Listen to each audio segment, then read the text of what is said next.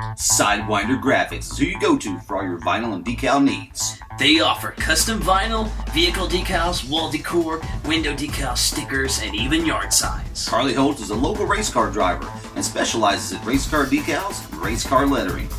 He also does semis, mopeds, skateboards, bicycles. If it's got wheels, Carly can letter it. You can contact Sidewinder Graphics by Facebook, or you can visit the Dana and Travis Show's Facebook page, and we will provide links. That's Sidewinder Graphics. Hey, this is Dana from the Dana and Travis Show. We'd like to thank all of our loyal fans, and if you have any suggestions or ideas for future show topics, you can email us at danaandtravisshow@gmail.com, or you can contact us on Facebook or Twitter. Hope you enjoy the show.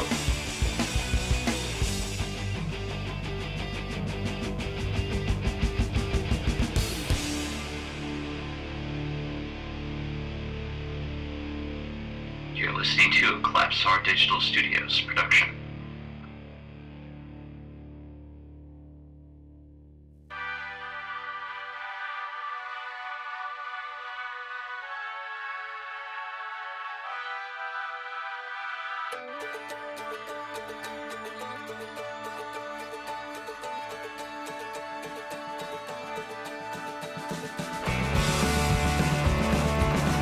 Live from Bloomfield, Indiana, you're listening to the Dana and Travis Show. Greetings and well wishes. I'm Dana, And I'm Travis. broadcasting to you live from Collapsar Digital Studios in Bloomfield, Indiana, bringing forth the knowledge of the universe in 60 minutes. We hope you enjoy the show.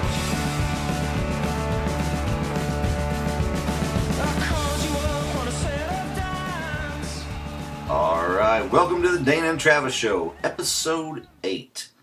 How we doing there, Travis? Doing awesome. So, Awesome. Cool, what's new? Anything? We've had a short little break over the 4th of July. Everything's been busy. How was your 4th? It was wonderful. Me and you stayed.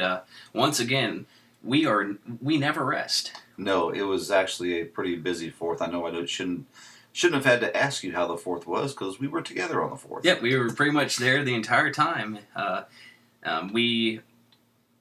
If you all listened to the previous episode, you would know that we were down at the park for the 4th of July. We were DJing down there. We were thinking about doing a live podcast, but we figured that not too many people know about us yet, and it would look weird. Yeah, so we're just going to hold off on that. It was a good afternoon, though. It was a little bit hot. We set up early and played music for the farmer's market and did a little bit of DJing. Not had one complaint? No, I think it went over very well. It was well received. And we had a wedding to do then the next day on the 5th, so we ended up actually going down to the wedding reception site, and we had to set up down there so we wouldn't have quite so much to do the next day. But it all worked out well. Yeah, it was fun. You made some money on the side, and it was just a good time. Yep, it worked out really well. But other than that, I'm glad to see the 4th over. It was a little bit hectic, but we're back into our regular schedule. I think anytime you have a holiday, it's always great, but the work schedule is different, and just things are just kind of a little bit out of kilter. So it's nice to be back kind of on a regular schedule. Oh yeah, not to mention that we changed our format. How many times we were doing the podcast. I'd like to make a correction of what I was saying last podcast. I kept saying it was bi-weekly. I noticed that I said that, and it was actually bi-monthly. I just now caught that. You're right. Yeah, I kept saying bi-weekly, but no, I really meant bi-monthly. So if I confused anyone, which I don't think I did, but yeah, we are doing this bi-monthly, so it really wasn't that long of a break. Yeah. But we hit a milestone during our little break. We have gotten our first sponsor. Yeah, drumroll. Sidewinder Graphics is our first official sponsor. We'd like to thank them. They do all the vinyl and decal work for vehicles, windows. They also do T-shirts, license plates, anything vinyl related. Sidewinder Graphics can take care of you.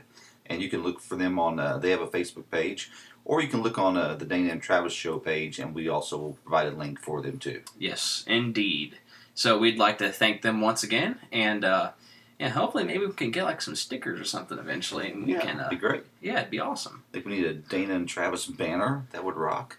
Yeah, we need to get our name out there, and he's the perfect person to go to. Sidewinder Graphics for all your decal and vinyl needs. All right.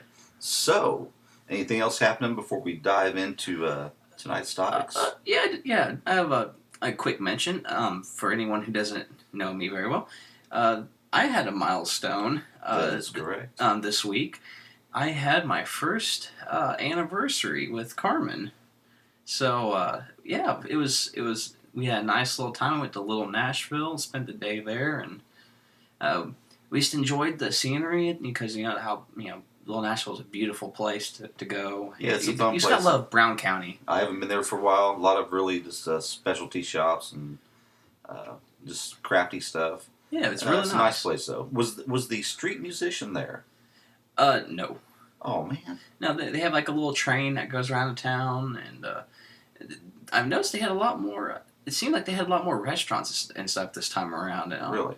Yeah, it's little other hole in the wall places. They have a couple coffee shops there now, and Well, I haven't been there for a while. For years, there was an older gentleman, pretty rough looking, kind of hobo looking guy, beautiful singing voice, and he was always on the street corner playing guitar for people, and have his guitar case open, and people would throw money in there, and it's really talented. And I always went and be sure to throw a couple bucks in his case. I know whenever Kylie was younger, he would, if a kid come up with their parents, he would always hey, what's your name, and then he would do a little specialty song with their name in it. And that's nice. Kylie used to hate it when I did that though. It's like, there once was a girl named Kylie, and she and her dad went to Little Nashville. Well, that's he actually nice. did it better than that, though. Yeah, of course. Now they have some street musicians there every now and then. They not the last couple times, but you do get them every now and then. I always thought that'd be such a cool gig to have. Just sit around and play music for money. Of course, I kind of did a little bit. Well, yeah, but I'm talking just on the street, though. Yeah. Well, you have to make sure you're good. Yeah. Because if you sound bad, then remember in Ireland the tin whistle guy. Oh, yeah. He only knew one song though. You got to have a broader repertoire. Yeah. You can't play the same thing over. Do you over know? And over again. Little trivia. Do you know a famous rock musician who started as a street musician? I'm not sure. Huey Lewis from Huey Lewis and the News. Yeah, he was actually kind of born into a wealthy Ivy Leaguer type family, and but he was a rocker. And in his early days, he went to North Africa and played music like on the streets of Morocco for money. I have a little trivia for you. What's that? What did Huey Lewis? What's his favorite hobby besides music? Playing music. Home beer making. No. Okay. No. He collects stamps. He's a stamp collector. No. He loves fly fishing. Really? Yes, that's like his big thing. Like that's what he loves to do. He loves to fly fish. I didn't know that, but man, that's so hard. There's so much effort into. You're always casting. I don't know if I could do that. Or not. There's something about getting getting into a creek or something knee deep and just going out there and just casting a line. Trying to catch fish. I think it would be fun if you actually had your technique down. I know most of those guys tie their own flies and make their own lures and. But no, I didn't know that about Huey Lewis. Yes, he loves fly fishing. I'm impressed. Yeah, I'm surprised I remembered that. But I did. And actually, really, Huey Lewis is a stand-up guy. He's not your typical rock and roller. He's not a hard rocker by no means, but super, super intelligent. Very iconic. Yeah. Yeah. That. Yeah. He just fits right in there, and he's like his own little place in rock. Yeah, I know. When after he went through all his '80s kind of section of his career, he kind of went into more of a kind of a hipster jazz kind of. Yeah. Which was okay. He was actually really good at it and kind of retro. But no, Huey's cool. I like Huey. All right. Well, But you guys had a good time in Little Nashville. Celebrated your first wedding anniversary. yes, That's awesome. Yes, we had a really good time, and a year went by fast. That's for sure. They get faster and faster as you grow older. Yep, that's for sure. Even this year. I mean, if you look back, remember back a few months back when it was 20 below zero, and we were all just so tired of winter and was just wishing for warm weather.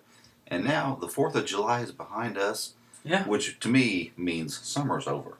Yeah, pretty much. And I'm not looking forward to winter again. I don't know where it went to, but I love the 4th of July, but I also hate it because I know that winter's coming.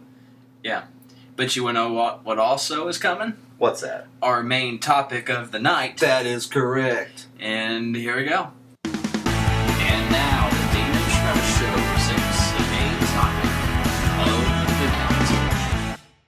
All right, tonight's main topic. Do you know what that is, Travis? Indeed.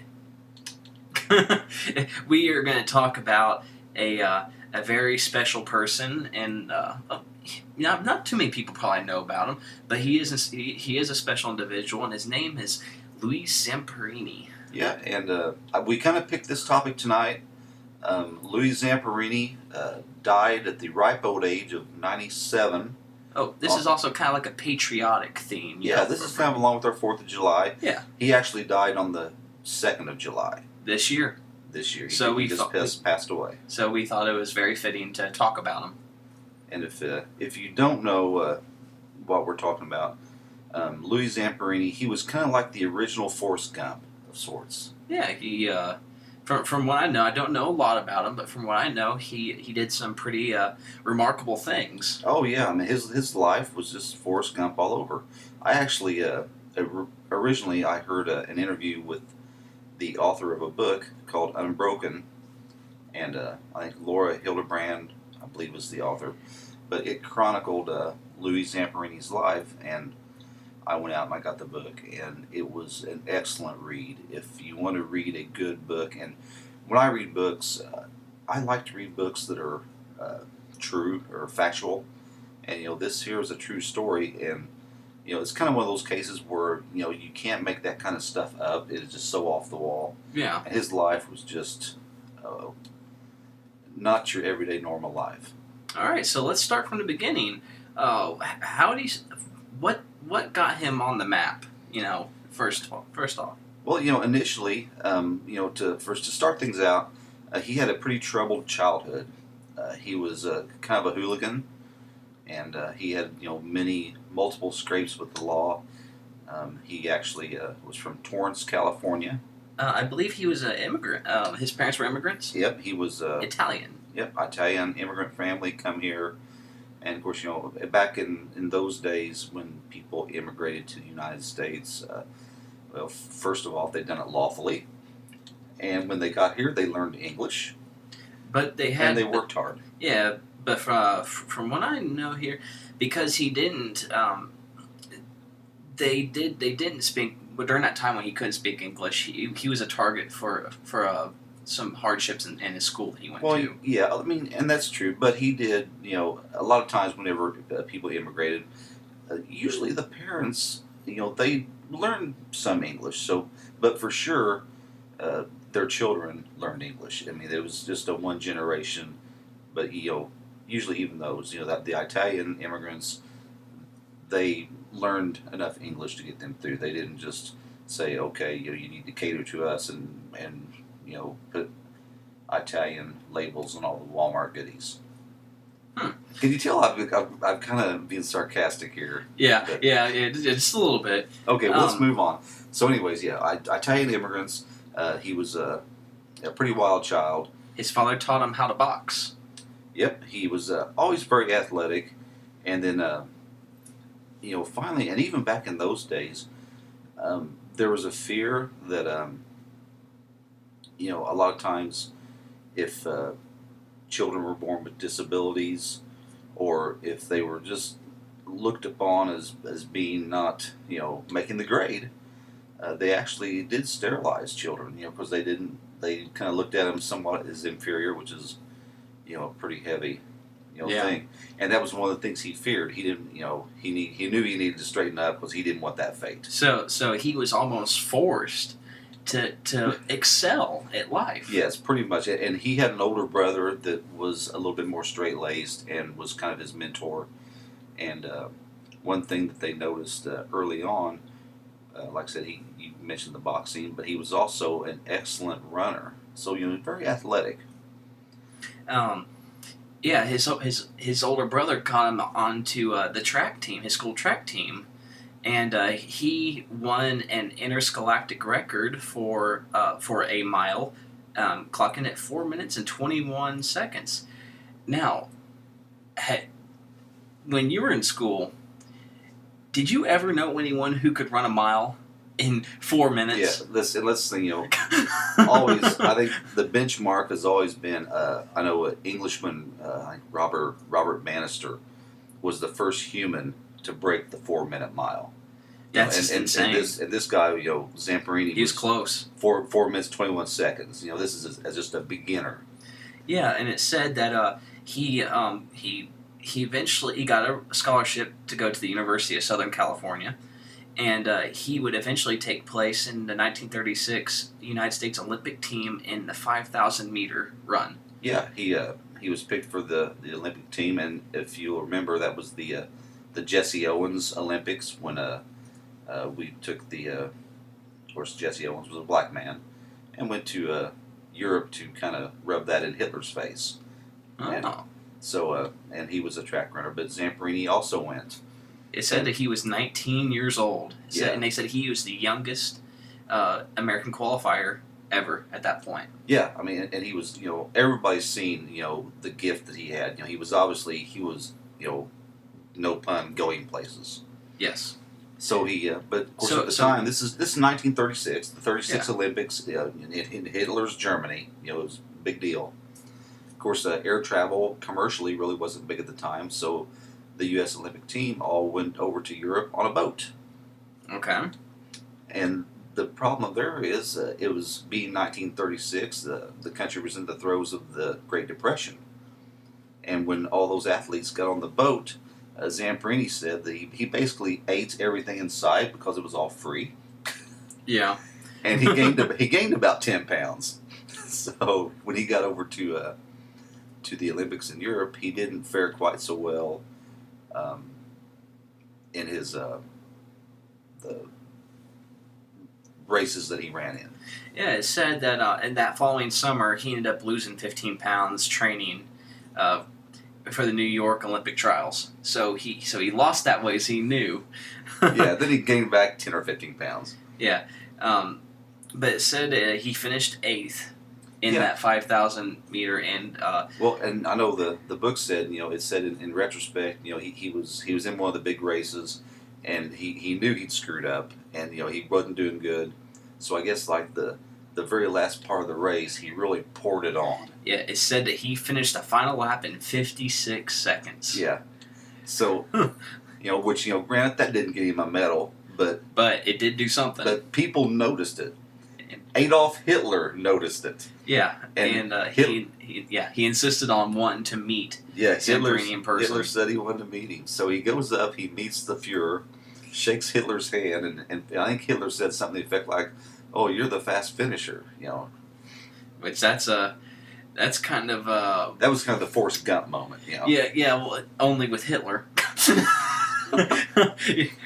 Which it wouldn't soon. I don't know if that's such a good thing for a later part in his life, considering that he got caught up in some very unfortunate events. Yeah. But I'll let you go into that. Okay, so like I said, this is in 36, and he finished out his college career and done very well academically and athletically. And of course, then by the time he was out of college, we were almost into World War II, and he ends up joining the Army Air Corps as a bomber pilot, and ultimately was sent to the Pacific theater, and then flew bombers in World War II. Said that he was a second lieutenant is what he ended up. He earned a commission as a second lieutenant when uh, when he enlisted. So he went in as an officer. But yeah, he may have been ROTC now that I think about it. Yeah, I think it said that he went in as an officer. Yeah. So he was doing pretty good there. All right, so continue. What else? So what happened in his military career? Okay, so they're in the Pacific, and he's flying what they call the B-24 bomber. It was called a B-24 Liberator, and I guess the kind of the running joke between all the airmen, they call them flying coffins. That's not good. Yeah, because they had a huge payload, I think, of fuel, which made them heavier. Yeah. And they didn't respond as quick, and they were very dangerous to fly. Some of the later models they did some upgrades on and made them a little bit better, but all the pilots cringed if they got stuck in one of the B-24s. So actually, one day early in the war, then they were, I think, on a rescue mission. One of their fellow pilots had crashed in the ocean, and they had sent several bombers out to to locate them. So Zamperini and his crew go out over the ocean in the Pacific, and their plane crashes as well. Which so he crashed in the Pacific. I think 3 of the crew survived, including Zamperini, and of course it was a miracle they survived it. They got I think before the plane completely sunk into the ocean, Zamperini was able to get the survival gear. I think there was like a survival bag, and they was able to inflate their raft, and they floated around the Pacific for a while. All right, so he's out in the middle of the ocean. So what kind of hardship did they have to endure? Well, I think at the time they were actually adrift in the Pacific for I think 47 days, which I think was a record for a long time of the most continuous days adrift at sea. It says Nakamura died after 33 days at sea. Yeah. So the only two of them survived. Yeah, I think 2 survived, and his buddy that survived with him. Of course, and I'll backtrack a little bit. The waters were shark infested, and they spent daily. The sharks would follow them, and at some point in time, the sharks were actually jumping into their raft with them. That'd be scary. Yeah, they were they just had these little small survival type paddles. They didn't have any anything to fend them off with, so they were constantly fighting off sharks. And then there was also the occasional Japanese fighter that would see them afloat and adrift. And of course, then they were scraped with machine gun fire. Gosh. And of course, machine gun bullets and rubber rafts don't do very well. So no. With their survival gear, they had their little patch kits. And as soon as the Japanese I think they would actually have to dive out of their boats into the shark-infested water to avoid getting shot by the Japanese fighters. And it was a very harrowing experience. And of course, they were fastly becoming dehydrated, and they didn't have anything to eat. I think finally they actually did end up catching one of the sharks, and they ate it, and I think they ate a couple of seabirds also. I think they caught them. They would like play dead and lay asleep in their rafts, real quiet, with one of the little boat oars in their hand, and every now and then one would fly down onto their little raft, and then they would get up and smack him in the head and eat him. So wow. Then after that, after the 47th day, they were captured by the Japanese Navy. Yeah, so they go out of the frying pan into the fire. Yeah, it said that they were held in captivity and beaten. And let's recap. He survived the plane crash. Yes. He floated adrift for 47 days, fending off Japanese fighter planes and sharks. Now he's a prisoner of war. Yeah, it said that they beat him and they mistreated him for pretty much a whole year. Yeah, and actually, I think he was declared. Originally, they were all declared dead. Yeah, and missing at sea is what they were. What they were declared. But then, whenever he was at the Japanese POW camp, they soon realized that he was kind of a celebrity. Of course that was kind of a bad spot for him. Yeah. Because they kind of preyed upon that, and his family was actually at home, and they had pretty much forced him to do some propaganda radio cast. And it wasn't until at that point that his family back at home, after like a year, realized, hey, he's still alive. Yeah. Then World War II ended, and I'm assuming they let him go in the war exchange. I'm assuming. Yeah, I know we're getting a little bit long on this, but before we go into that, there was this one Japanese guard who was he kind of made Zamperini his little pet project, and he relentlessly tortured him daily. His name was Matsuhiro Watanabe. Yeah. And his nickname was the Bird. The Bird, and he was a sadistic SOB. Yeah, that's not good.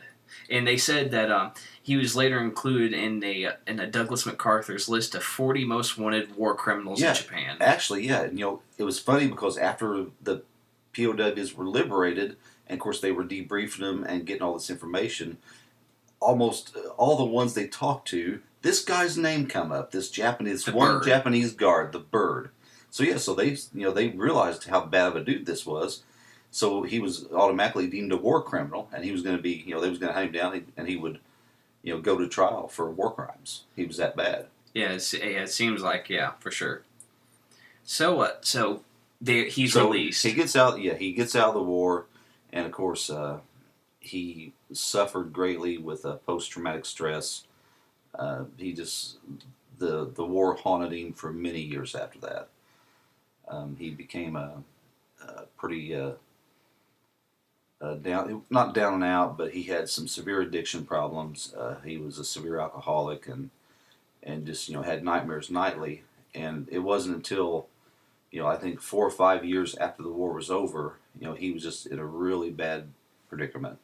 Well, before that, it said he got married in 1946. Yeah, he did get married. So a year after he got back, he got married. I think that was actually to his high school sweetheart, or to the gal that he left at home. Cynthia Applewhite. Yeah. And she died in 2001.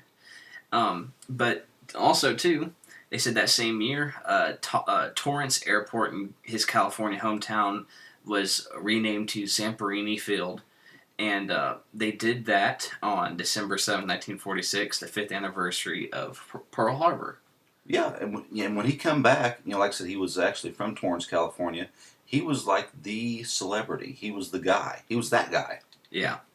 And of course, he did did a lot of interviews, and he kind of made a little bit of a living from his part of being a celebrity and telling his story and being the X-Track star. Yeah, becoming a motivational speaker in a sense. Yeah, and his track career was basically over at that time because they had beat him so badly. His legs just weren't what they were. Yeah. And so he wasn't really able to run competitively again after that. Yeah. So like you said, he was going through post-traumatic stress, and he was in pretty bad shape.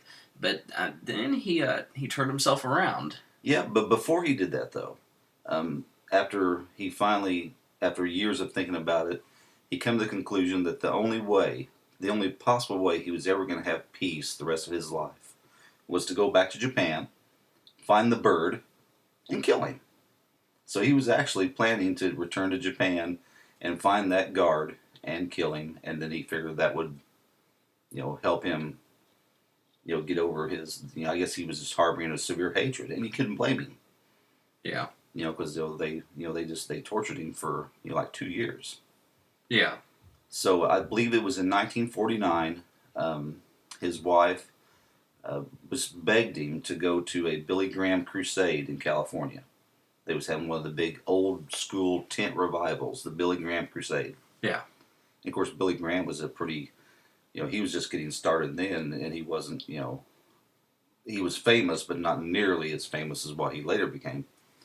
In a nutshell, long story short, he ended up going, and he got saved, and born again, and kind of realized the concept of forgiveness, and he wasn't going to let that Japanese guard ruin the rest of his life. So he kind of put away the going back to Japan and killing him. But he said that was one of his favorite themes was forgiveness, and it said that he visited many of the guards in his POW days, and he wanted to let them know that he has forgiven them, and they said that most of those war criminals that would commit the worst atrocities was held in Sugamo prison in Tokyo. And I think most of them, if they were found guilty, they were put to death, for war crimes. Yeah. Now the Bird, he knew that he was going to be a marked man, so the Bird changed his name, and which I think the Bird had a lot of issues with that because the Japanese at that time, honor was a big thing, and of course, and that was kind of why that they were so mean to the POWs, because the Japanese soldiers felt that by getting captured they had no honor. They can do whatever they want to them because they had no honor. Yeah. So the Bird was on the run for several years, and of course the big Japanese industry boom was probably somewhere in the mid to late 50s. And I think for many years they actually searched out these war criminals, the U.S. Army or the military did, and then finally about 10 years after the war, Japan was kind of starting to get back on its feet again, and they said, "Hey, listen, the war's over, you need to just drop it." And they wanted to, all the rest of the people they were looking for, they were pretty much just going to be given a pardon, and they were going to go on. So then the Bird then had made it that far, and he was going to be a free man. He was, pretty much forgiven of his crimes. So then he was able to come out of hiding then and resume a life. Yeah. So he spent most of his life just preaching forgiveness and I think he did a lot of work with youth, with troubled youth, because that's kind of what he was, and just kind of, I think he had like a little ranch that he went to as a child that really influenced him. And he kind of, done his own social work and work with youth, and that was pretty much what he did, I think, his entire life. Yeah, but his life didn't end there. When it comes to amazing things, except for his 81st birthday, which was in January 1998, Zamperini ran a leg in the Olympic torch relay. Yeah. For the Winter Olympics in Nagano, Japan, which is pretty close to where he was held as the prisoner of war.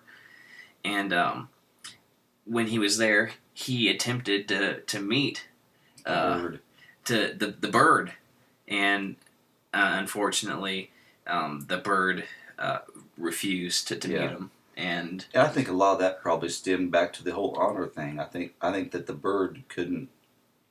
He couldn't face it. He couldn't face the guy. Yeah. Yeah. But Zamperini, by this time, had forgiven him, and but this, of course, maybe he thought that Zamperini was going to slit his throat too. Yeah, you never know. But then he said that he also, in 2005, he returned to Germany to visit the Berlin Olympic Stadium for the first time since he competed there. Wow. And so that was 2005. Of course, he had more awards. His old high schools. They had like a stadium, and they ended up calling it the Zamperini Stadium. Yeah, he's still very very well respected, and he still has celebrity status. Yeah, and we're coming in for a landing with this. 2 years ago, he appeared on the Tonight Show with Jay Leno on June 7th, 2012, to talk about his life in general. And that means he would have been 89 years old. No, 90. Early 90s. He'd been like 95 years old, I believe. Yeah, he would have been. Let's see, I can't think of how. Yeah, he would have been 95. Okay, so he goes on Jay Leno. Yeah, he goes on Jay Leno. And this is probably pretty close to the time that the book was beginning to be written.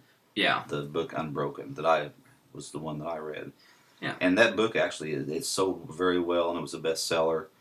And Like I said, I read it, and I strongly, highly recommend if somebody wants a good book to read.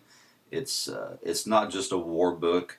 It's just a lot of just faith and forgiveness, and it's just This is it a has good inspirational. has a good message to it. You know, and as we said, and we'll kind of wind things up here. Louis Zamperini passed away on the 2nd of July, couple weeks ago. Yeah, this year. And his movie uh, that was based from the book is coming out, I believe, sometime in December for Christmas. And if the movie is anything like the book, it should be a very good movie. I think Angelina Jolie is actually directing It's it. directing. Yeah, it's the movie version of Unbroken. Okay, It's what it's supposed to be. So mark that on your calendars, and it would be a very good movie to go see. Awesome. But yeah, this guy's just a very interesting guy to study and to Well, and it's just amazing to read about. It's amazing that he survived everything he survived, and then lived to be 97 years old. Yeah, I mean, who can go through all that and then die a happy old man? Yeah. Yeah, who's seen some very terrible things. Yeah, and I mean, he also he won Purple Heart, and he won all sorts of awards. I mean, this guy literally, he came home a hero, and he's kept his honor. I mean, if anything, he's more close to Japanese than what he really thinks he is. Cause, but and that's not to say though that he didn't have his struggles, and I think everybody does. It's. Life is struggle, and not everybody has a golden road to walk down. Yep. But you just have to overcome it and have faith and continue on. Yep, that's beautiful. No, I got really. a little heavy right there. Yeah, Sorry it's about a that. little heavy. But it's true. It's true. Well, all right, everyone. We hope you enjoyed that segment. We're going to take a little break, and we'll be back in a few. There'll be dancing, romancing, and nevermore we'll roam. There'll be rolling in the hay, there'll be whiskey in the tea, when the boys come rolling home. We safely reached the other side in New York City Fair, in spite of wind and rain and stormy weather. We all sat down to take a glass and we wished each other well, and we said we'd all come back again together. There'll be dancing, romancing, and evermore we'll roam. There'll be rolling in the hay, there'll be whiskey in the tea, when the boys come rolling home. And now the news.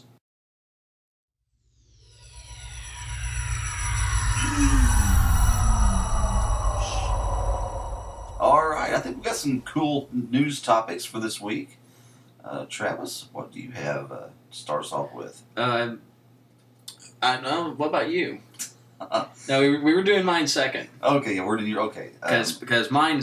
I'm fired up about mine. So okay, I've got one, and we'll start off with this one. It's not anything too major.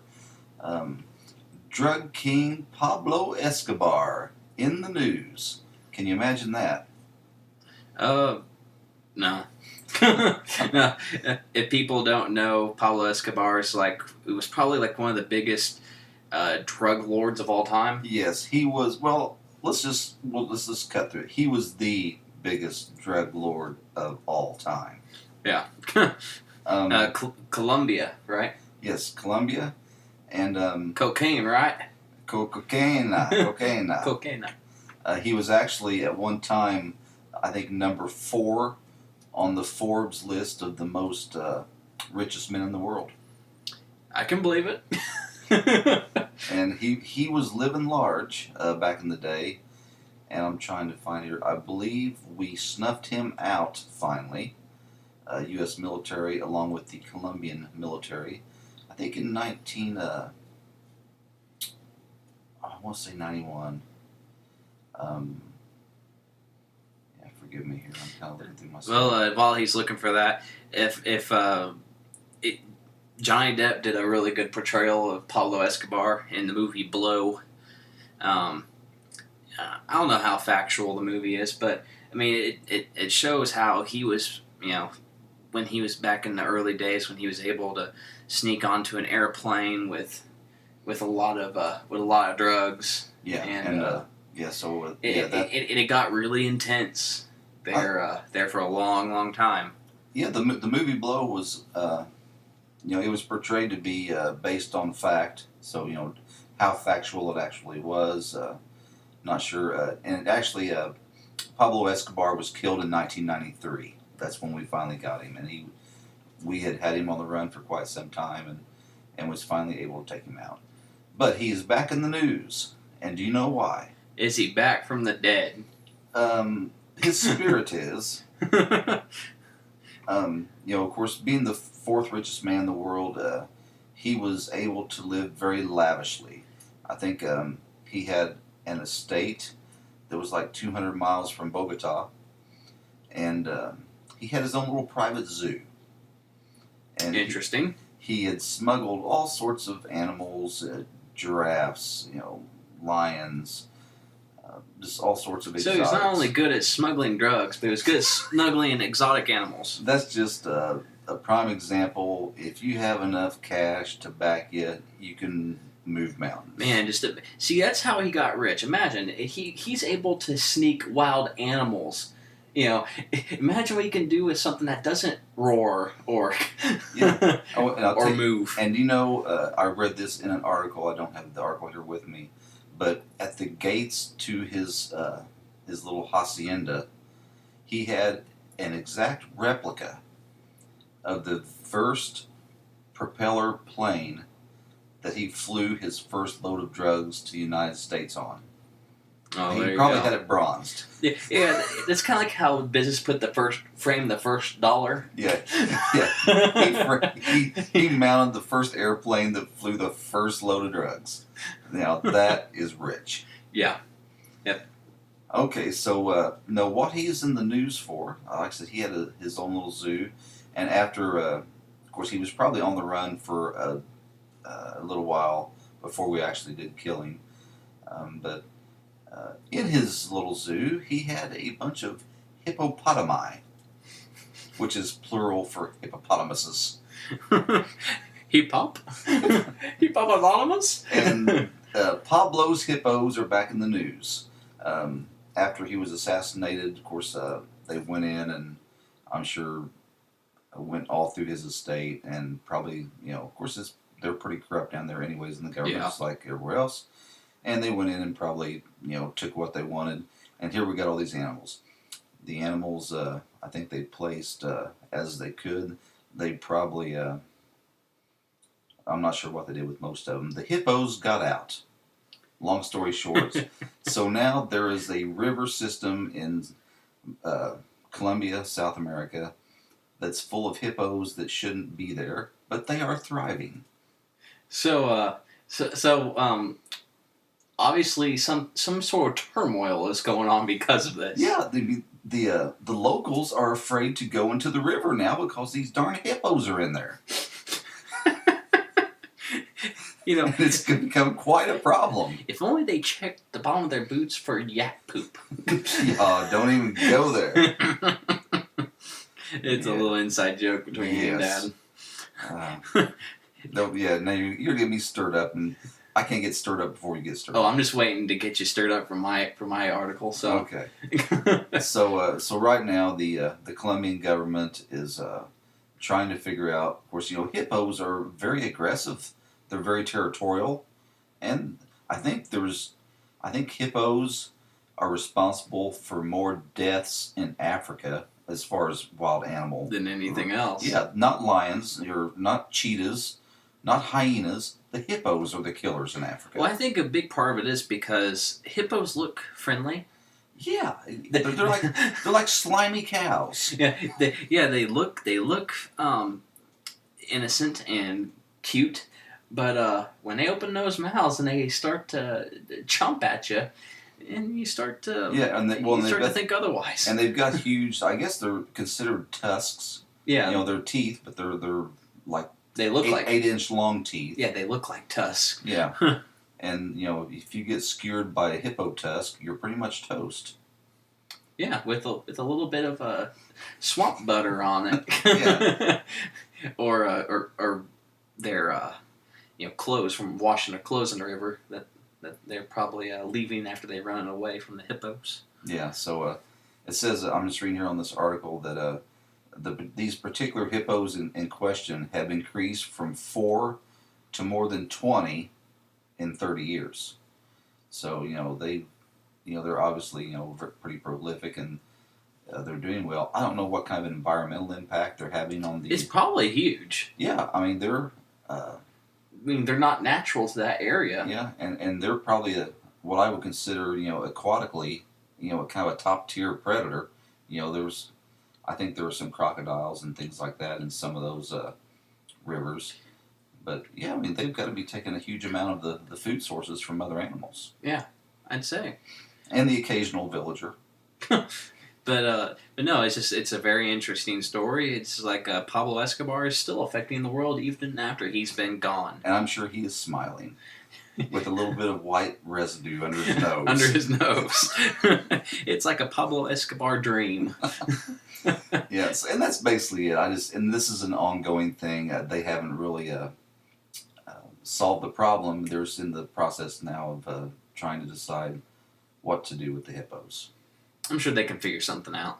Yeah, you would think. Yeah. So that's my little thing there. I do have one more little thing, if we can, before we get on to yours. That was Today at Disney World. Oh. Just real quick. The Fox News headline is Tourist Loses Fingertips on Disney Ride in Florida. Some guy that was riding the Pirates of the Caribbean ride, which was always one of my favorites. Yes, it will. Yeah, that's the one that you go to besides Space Mountain. Yeah, and of course, Space Mountain has always been my favorite. I've always said, why ride Dumbo when you can ride Space Mountain? I've always went by that law. Yeah, no sense of waiting in line for Dumbo. That's right. Let's go straight to Space Mountain. Because you're Dumbo if you wait for Dumbo. Yeah. And if that doesn't pan out on Space Mountain, then you can do the Pirates of the Caribbean, and that's not too Which bad. is always worth it. Yeah, but it doesn't actually say, and this was Disney World at the Magic Kingdom in Florida. It just says that Thursday morning some guy lost his fingers.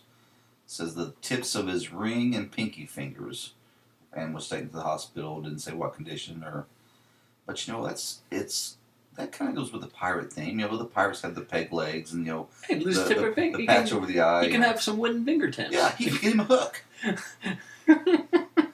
So I wonder if a crocodile took it. Did you hear about this real quick? The pirate that he walks into a bar. This pirate does, and he does his peg leg. And says, "Oh, Mr. Pirate, what happened to your leg?" "Oh, I was down in the South Pacific, and a giant squid come up and took me leg." "Oh, really? Wow." And I said, "Well, what happened to your hand? You've got your hooks on there." "Oh, there's a great white shark come up out of the water into me boat and bit me arm off, and had to put this hook on there." Wow, it's awesome. It's an exciting pirate life. They said you can see the patch on his eye, and they says, "What happened to your eye?" "Oh, it was terrible, mate. I was on the deck of my boat, and I looked up, and there's a bunch of seagulls flying over, and one of them pooped and got me right in the eye." And the bartender goes, "You mean to tell me that a seagull pooped and put your eye out?" "No, it was my first day with me hook." Oh, you and your jokes. Okay. You wasted 2 minutes on that pirate That joke. was not a waste. Okay, next topic. So, All right.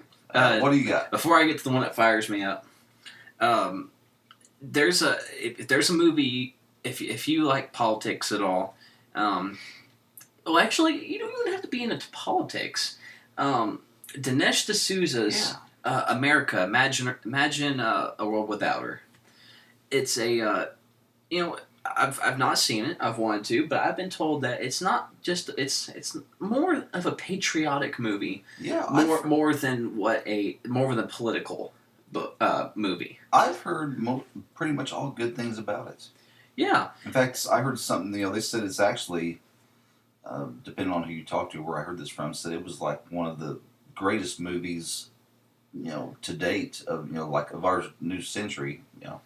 Well, for anyone who doesn't know who Dinesh D'Souza is, Dinesh D'Souza, he is he's a legal immigrant from India. He came to this country, I believe, when he was 19. He came here for college, and he knew when he came here that he did not have much of a future in India.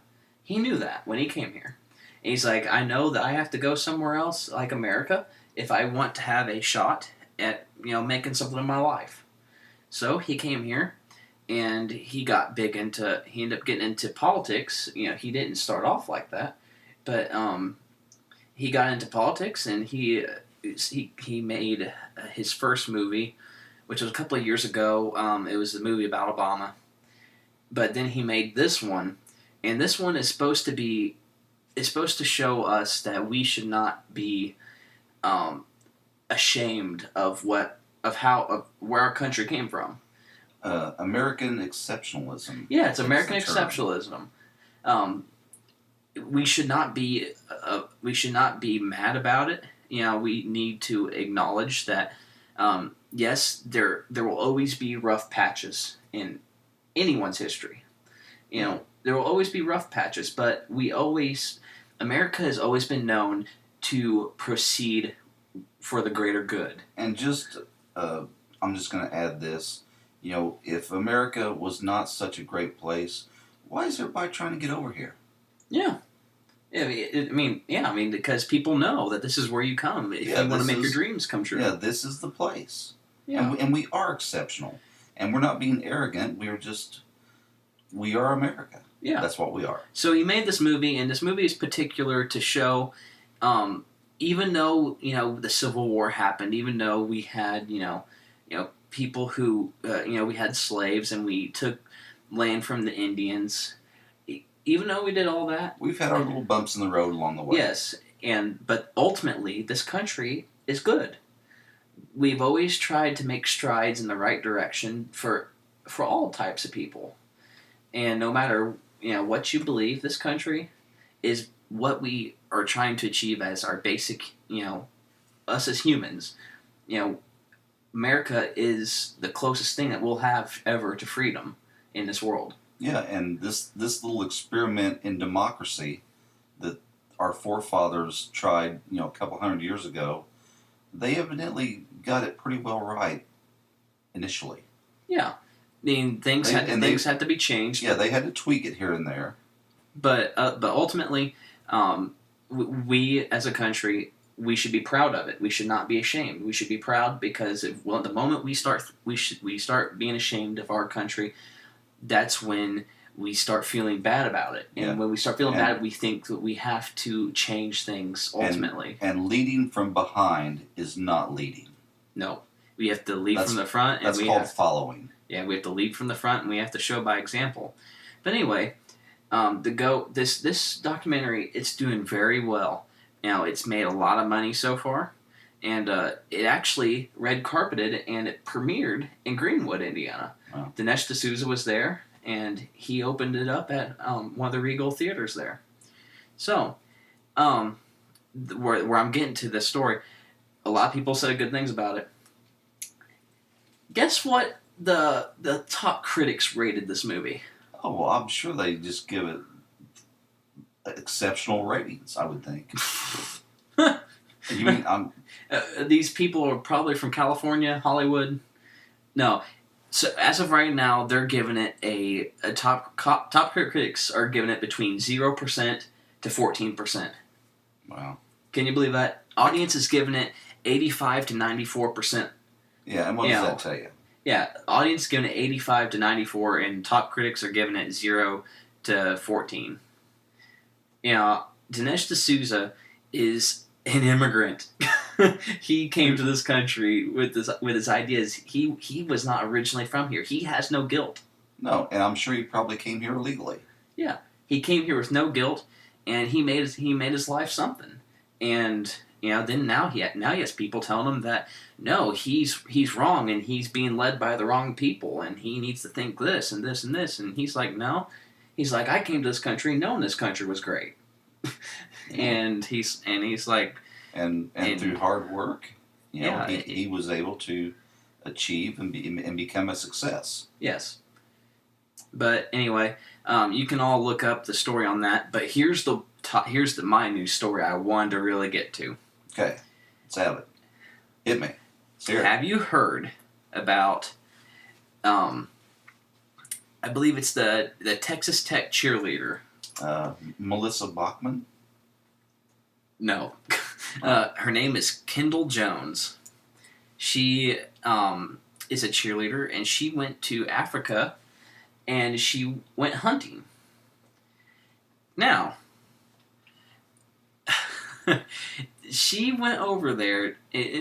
People do this all the time. This is nothing new. People go over there and they get tags, and you're allowed to hunt for wild game. Yeah, they've done that for many years. Well, not just many years, since the beginning of time. Well, yeah, exactly. Yeah, but since the beginning of time, and she not only she went.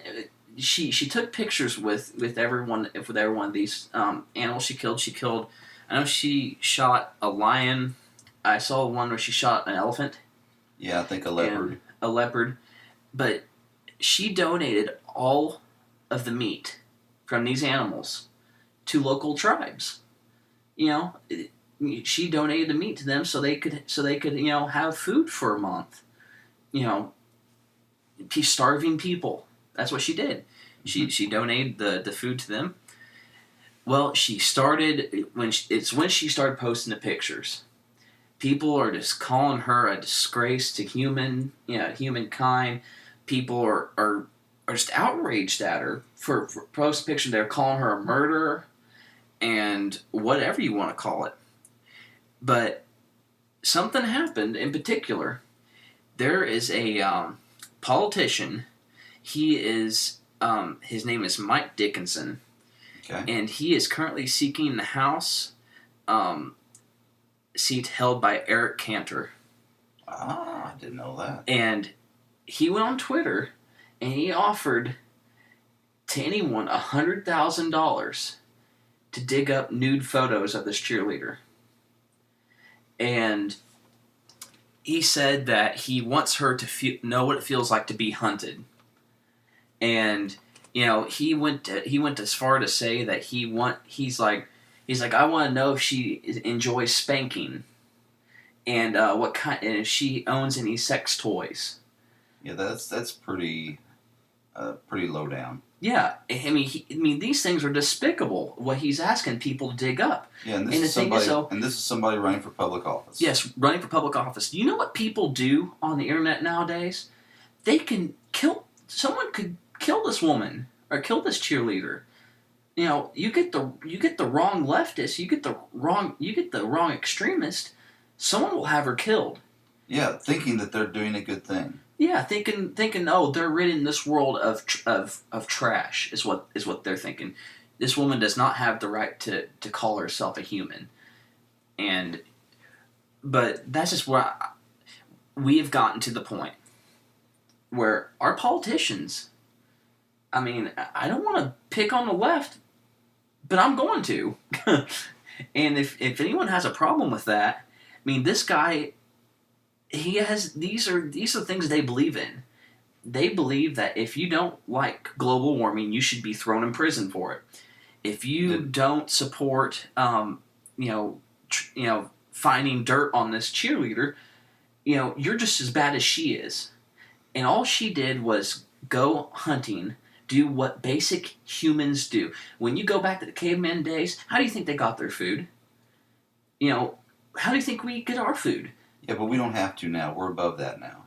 Yes, but it's a basic human. We can eat our tofu, and we don't have to hunt anymore. Well, we. I'm being devil's advocate here. No, I mean, no. It's a basic human instinct. It's something we've been doing since the dawn of time, since our existence. The problem that I see in this whole news story is he's running for public office. If this cheerleader was doing something illegal, it would be a different story. And I know there's very heated emotion around hunting, anti-hunting. I love animals. I don't think any animal should be mistreated. But what this guy did, he's possibly put her life on the line. Yeah, I think what he's doing is possibly criminal. Yeah, I mean he's basically using his position to advocate people to stalk this woman, or people to engage in criminal activity, hacking her computer or whatever, trying to dig up dirt on her. What was it called? Defamation? Isn't that trying to make someone look bad? Yeah, I mean it's defamation. And he even wished. I think he at one point wished death upon her. I mean, so there's a death threat on top of that. I mean, and not just that, but bribery. He offered people offered money, and where's his court date? I mean, this guy is. I mean, yeah, I don't want to condemn anyone because I think I'm above that, but this guy, I mean, he's putting someone's life on the line. Yeah, there's two different. There's of course the whole hunting issue of this story, but this young girl does have civil rights. The left that is so the NAACP and the ACLU that are so concerned about everyone's rights. What about this girl's rights? I mean, she's not breaking the law, and regardless of where you stand on the hunting issue, what he did by offering someone money to make her life, I mean, he said people nowadays they will kill you if they know your name. They can look you up. They can find out where you live. And it seems like, and we kind of tend to gravitate these animal topics, that we had in the past, and that's cool. And it's there's a lot of different issues, with our world and how we take care of our world. But when I was in college, I went to school and majored in conservation law enforcement, and for one of my semester exams, we were required to write a paper, and the topic of everyone's paper was hunting as a management tool, and this is basically managing wildlife through hunting, and I studied and got a lot of my facts and numbers, and I was basically more with the deer population here in the Midwest, and that was kind of my angle on it, and I had a lot of stats and facts, and the deer population now is much healthier than it was 50 years ago. But their argument to that is, who are we to decide how the population of deer and stuff? Who are we to say that we are the gods of those of those deer? Yeah, I mean, and there's nothing as advocating going out and just wantonly killing animals, but you can. You get your tags. Yeah, and you do it legally, and you can't use a certain weapon. You have to use the appropriate weapon. It's regulated, and then by knowing how many tags are turned in, it gives you good data on how this population is doing. Did you happen to see the picture of Steven Spielberg and the dead Triceratops? I wanted to get to that.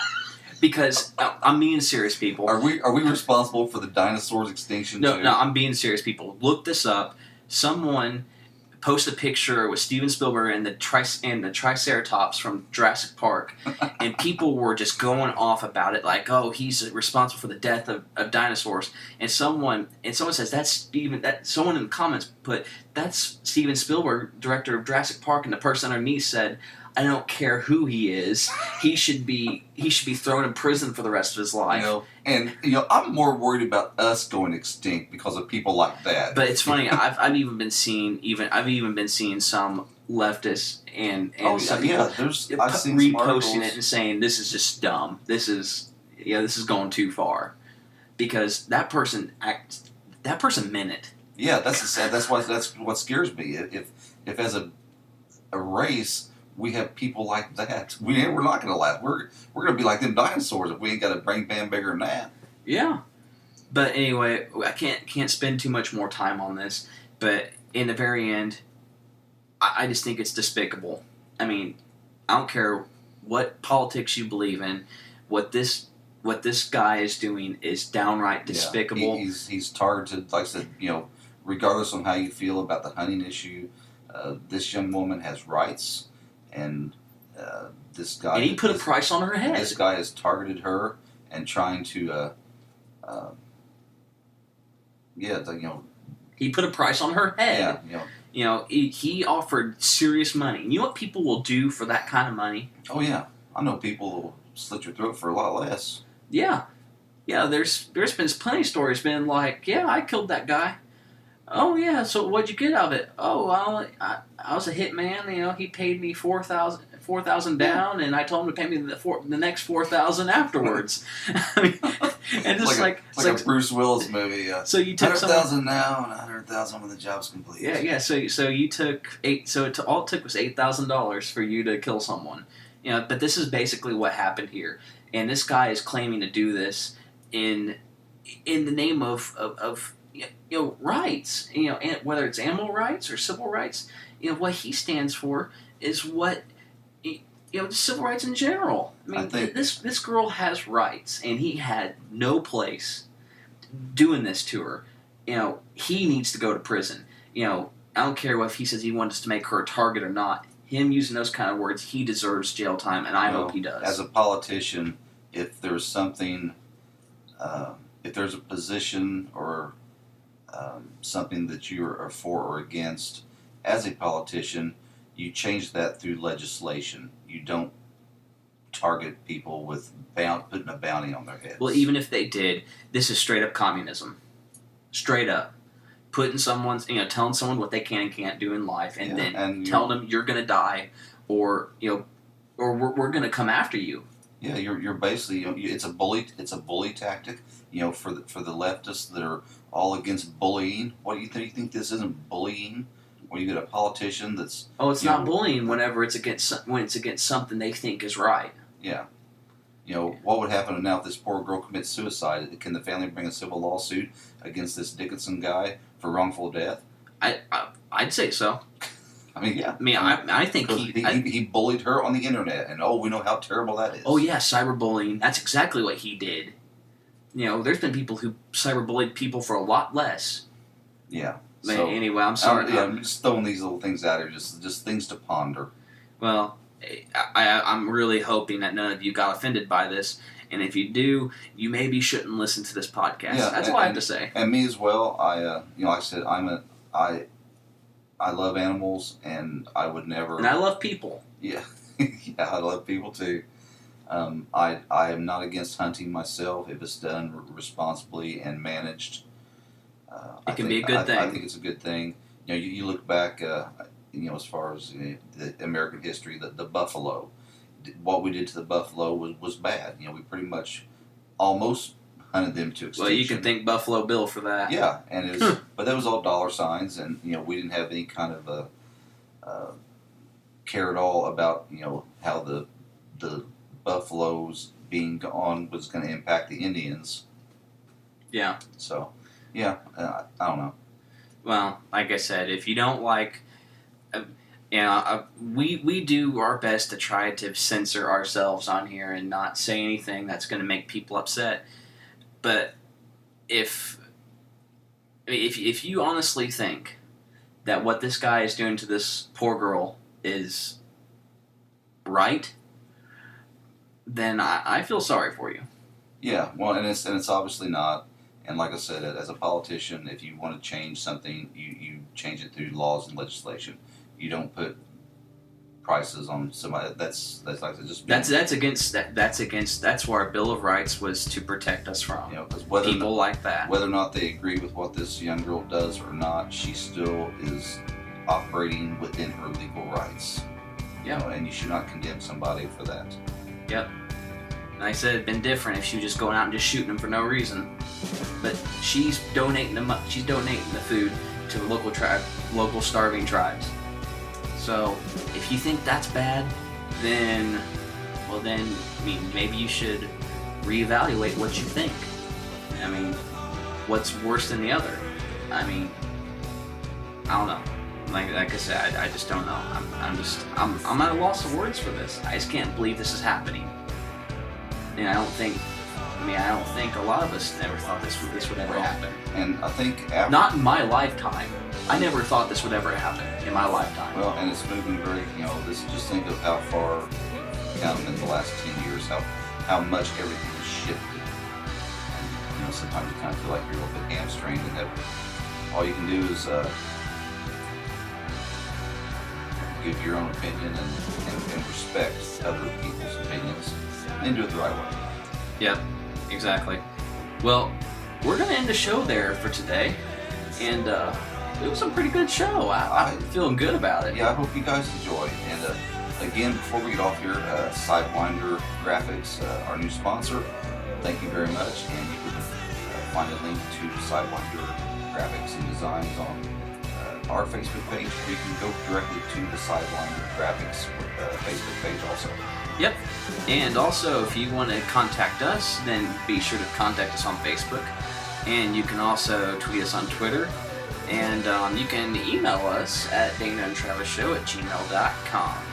So, until next time, Dana and Travis Show, Dana and Travis, Dana and Travis, Travis, Dana, Dana, Travis, Travis, Travis, Dana. Yeah, I think we get it. And we wish you be careful now.